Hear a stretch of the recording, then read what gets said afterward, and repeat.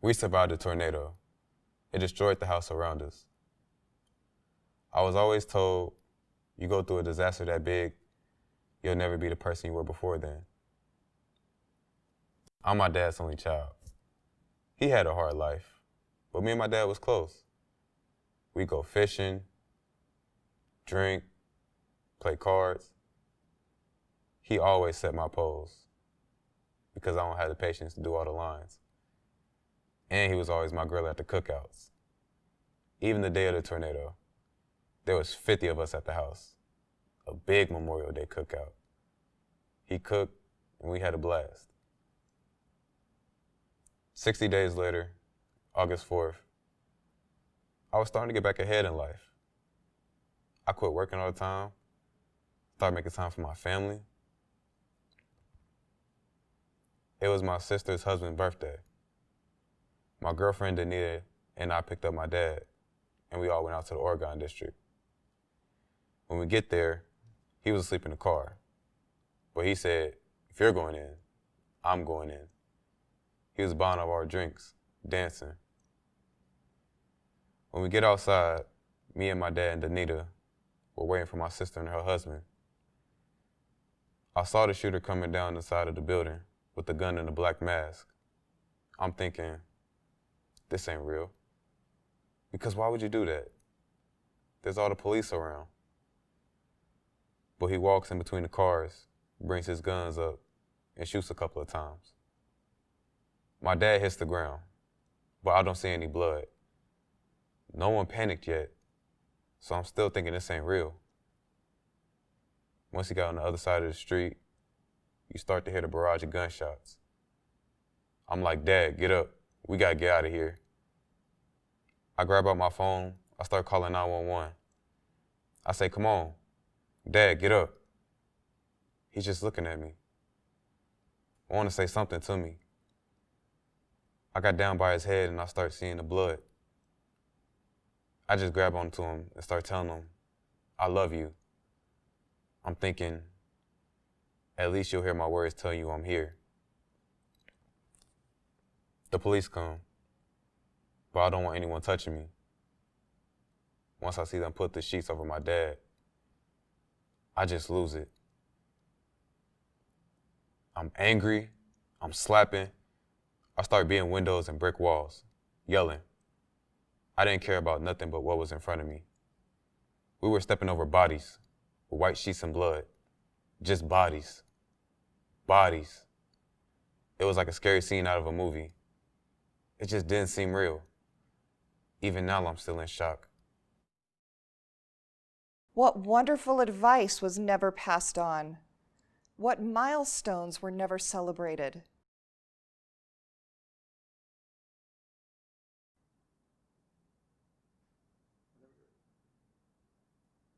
An urgent voice broke over the Dayton police radio. Gunshots fired, multiple people shot.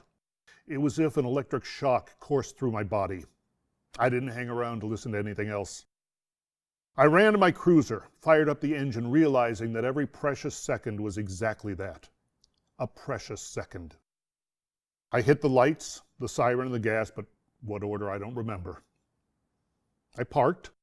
Throngs of Oregon District patrons were running toward me in a panic. Waves of wide-eyed humans passing me. As I threaded my way through a sea of confusion and mayhem, I quickly saw where I was needed. A gentleman was lying in the street screaming in pain. I quickly checked his front side and saw no blood, so I rolled him over. Again, I found no wound, so I left him there screaming. Later, I found out he had fallen and broken his pelvis. The next patient I attended was a young lady who had been shot through the arm and was bleeding profusely. A bystander was performing CPR. I dropped to my knees. I placed my finger over the brachial artery, trying to stem the intense bleeding. A Dayton police officer arrived at the same time and put a tourniquet on her arm. The bullet had passed through her upper extremity and lodged in her chest. Once the tourniquet was in place, I checked for a carotid pulse. It was absent. I took over CPR for the exhausted bystander. But all of our efforts were for naught. Later, I draped a white sheet over the victim. It turned out that was the shooter's sister. What paintings didn't get painted? What stories were never told? What wonderful advice was never passed on? What milestones were never celebrated? We will never know.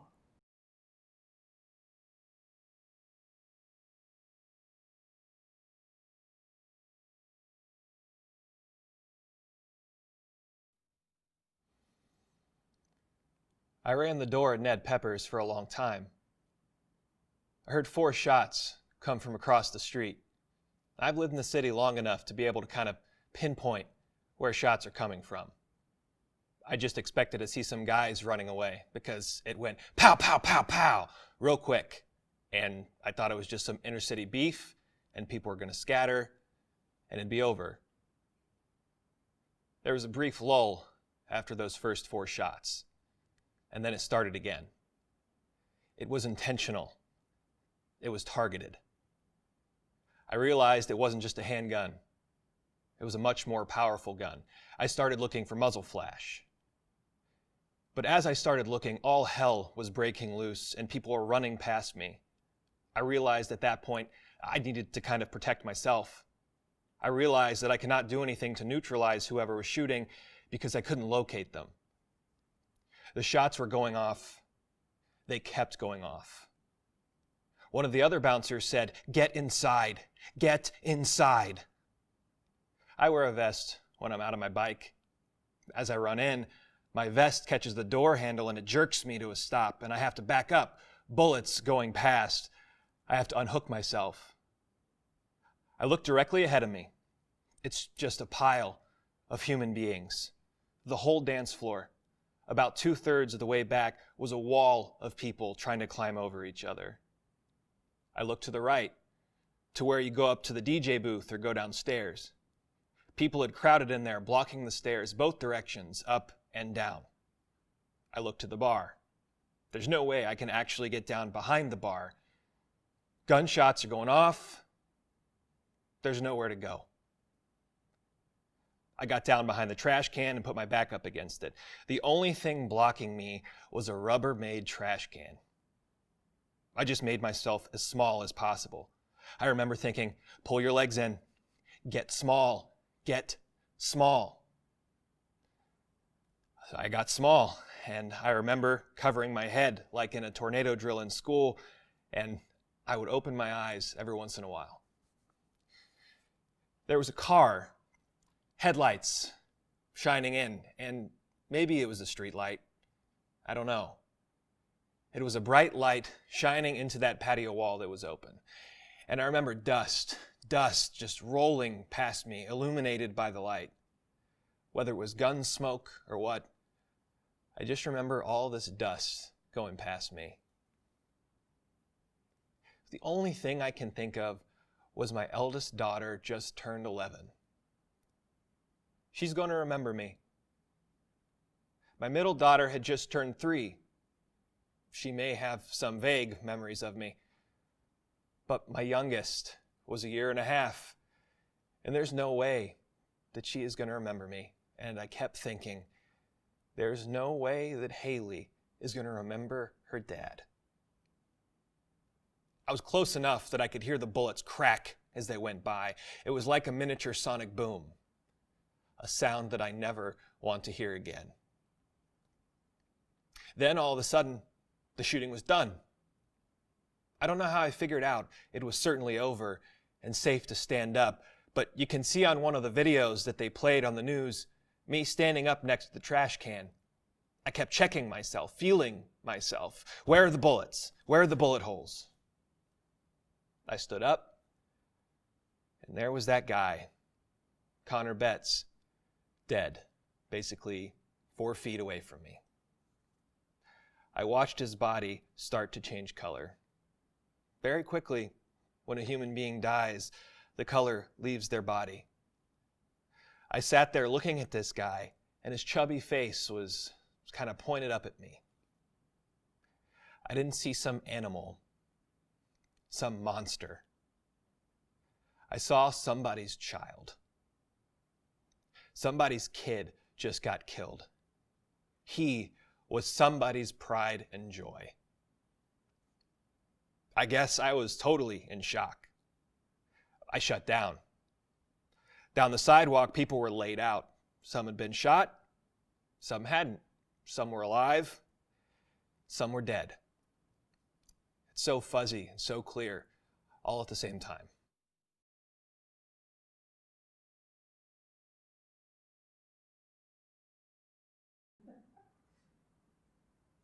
The killer, whose name is now known but not worth listing here, had been silenced by the bullets of the brave Dayton officers who were patrolling the street that night. The first several victims were driven to the hospital in police cruisers. Then, with the scene safe, the medics began to arrive. With no one else needing CPR or tourniquets, I turned my focus to the crowd, which was starting to head back toward this crime scene. I knew my next duty was crowd control. So I pushed the throngs back, separating the frightened witnesses from the frightened non-witnesses. And as I stood there, arms outstretched, something drew my senses to the left, down a short walkway. The air was full of the smell of burning meat, coming from a food cart that had been abandoned in the chaos. And as I looked to my left, I saw the outline of something on the ground. I drew closer. It was a black man, on black asphalt, in the black of night, only slightly illuminated by the patio lights of Blind Bob's. He must have been one of the first victims to be gunned down. I checked him for signs of life, a pulse. When I saw the terrific wound, I realized nothing could be done. I put a sheet over him, as I had with the shooter's sister.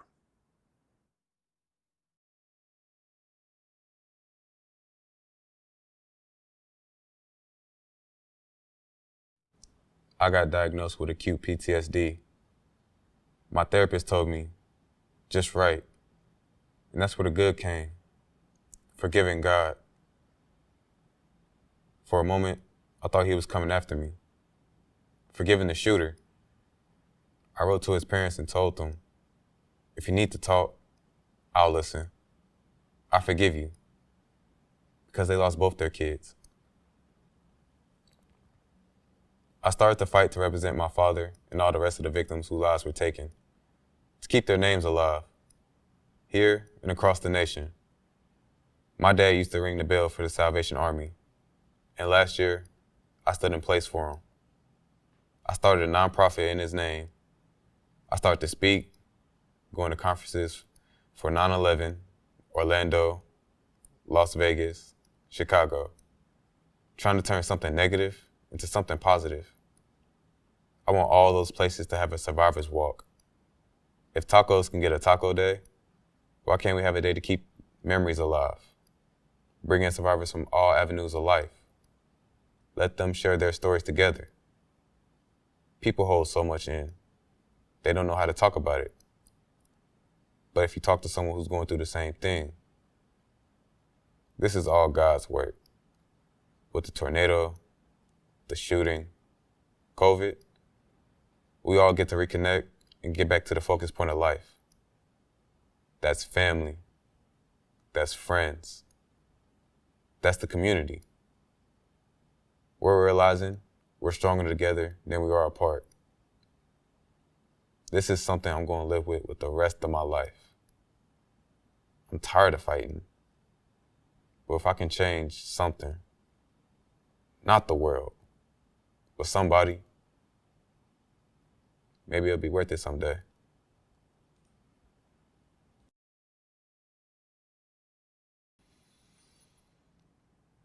It all comes out in the news several days later. They had so many red flags that this kid was disturbed. The kid had a hit list. The kid had this. People knew this kid was dangerous. They never got him the mental health help that he needed. the whole system failed this kid. On the morning of August 4th, I'm sitting on the couch with my wife and my 2 youngest daughters, and I'm crying, and I finally kind of dry up a little bit. I look over, and my 1.5-year-old has a balloon, and it pops up out of her hands and into the air. She's reaching in the air for it and giggling and smiling so big. She's so happy with a simplistic thing like a balloon. So pure. I lost it. I broke down harder than I've ever broken down in my life. I told my wife, you know, his parents used to watch him do that. Connor Betts' parents used to watch him do that.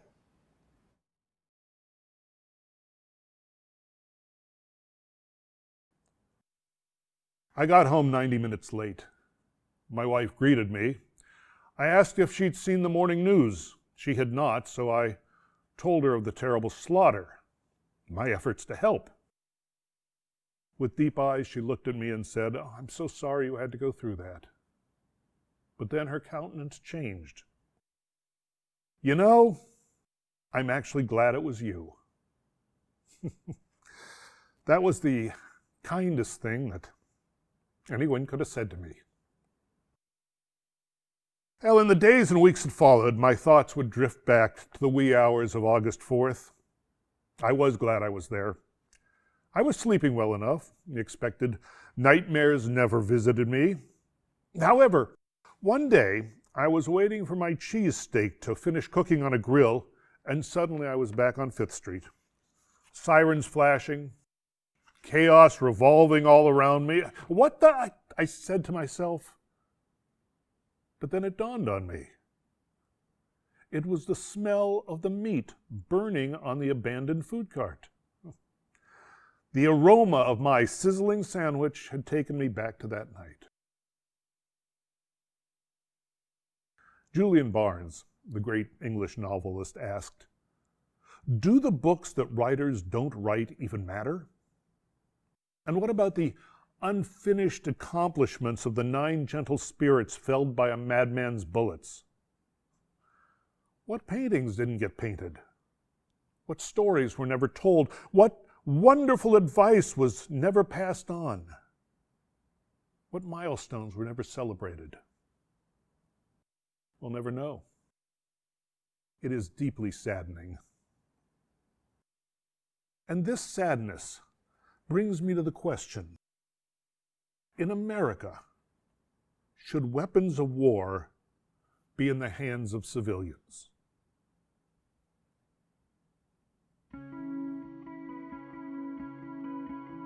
We're realizing we're stronger together than we are apart. I didn't see some animal, some monster. I saw somebody's child. What paintings didn't get painted? What stories were never told? What wonderful advice was never passed on? What milestones were never celebrated?